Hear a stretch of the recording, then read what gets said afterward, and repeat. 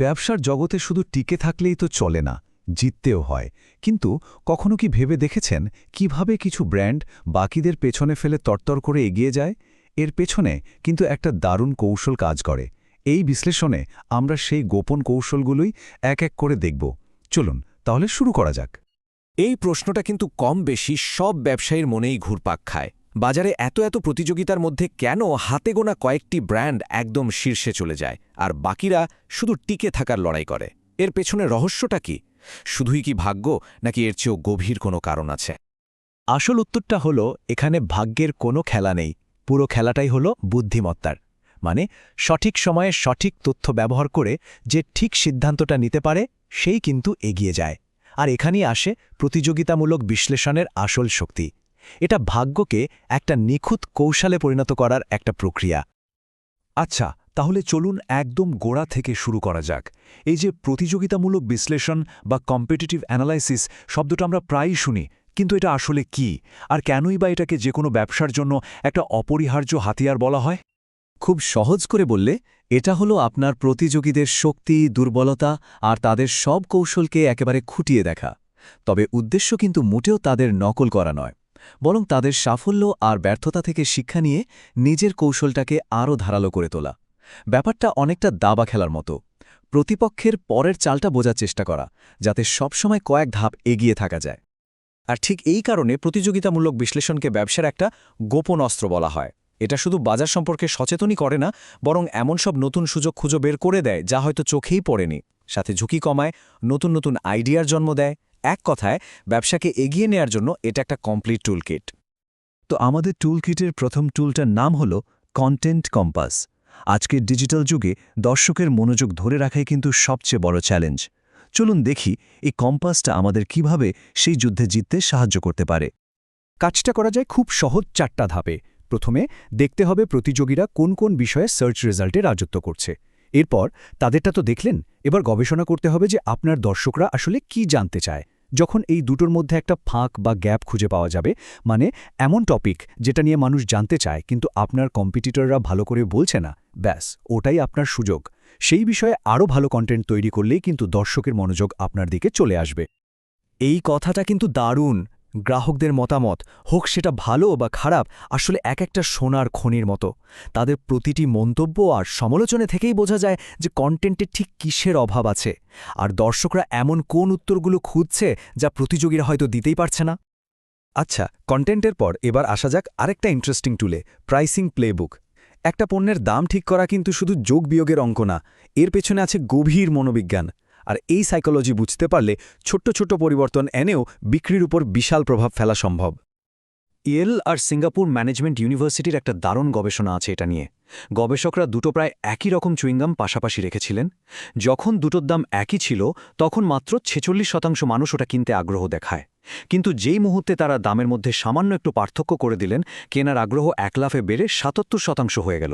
ভাবা যায়। এর কারণ হলো, যখন বিকল্পগুলো একটু ভিন্ন হয়, আমাদের মস্তিষ্ক খুব দ্রুত সিদ্ধান্ত নিতে পারে। এই জিনিসটা আমরা সবাই কিন্তু শপিং করতে গিয়ে দেখি। এটাকে বলে চার্ম প্রাইসিং। আমাদের ব্রেইন কেন যেন কোনো সংখ্যার বাম দিকের ডিজিটটাকেই আগে খেয়াল করে, তাই তো?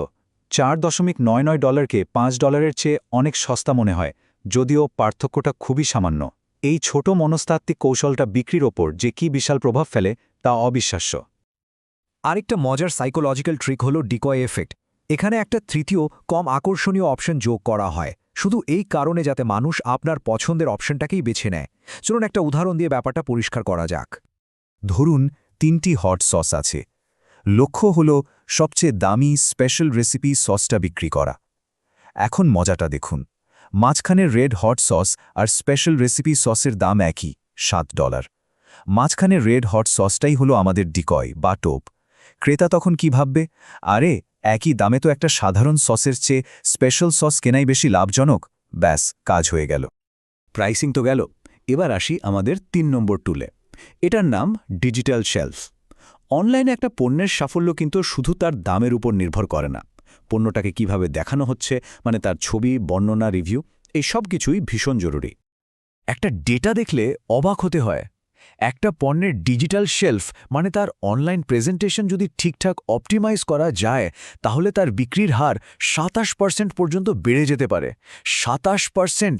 এটা কিন্তু বিশাল একটা সংখ্যা, যা কোনোভাবেই হালকাভাবে নেওয়ার মতো না। তো এই ডিজিটাল শেলফে আসলে কি থাকে? প্রথমত, ভালো কোয়ালিটির ছবি আর ভিডিও, যা দেখলেই একটা বিশ্বাস তৈরি হয়। দ্বিতীয়ত, আকর্ষণীয় বর্ণনা, যা মানুষকে কিন্তু উৎসাহিত করে। আর সবশেষে গ্রাহকদের রিভিউ, যা সোশ্যাল প্রুফ হিসাবে কাজ করে। প্রতিযোগীরা এই জায়গাগুলোতে কেমন কাজ করছে তা বিশ্লেষণ করাটা খুব জরুরি। এতক্ষণ তো আমরা 3টা দারুণ টুল আর অনেক তথ্য নিয়ে কথা বললাম, কিন্তু এখন আসল প্রশ্ন হলো, এই সব তথ্য দিয়ে আসলে করা হবেটা কি? কিভাবে এই সব কিছুকে একসাথে করে একটা কার্যকর পরিকল্পনা বানানো যায়? চলুন সেই প্রক্রিয়াটা এবার দেখি।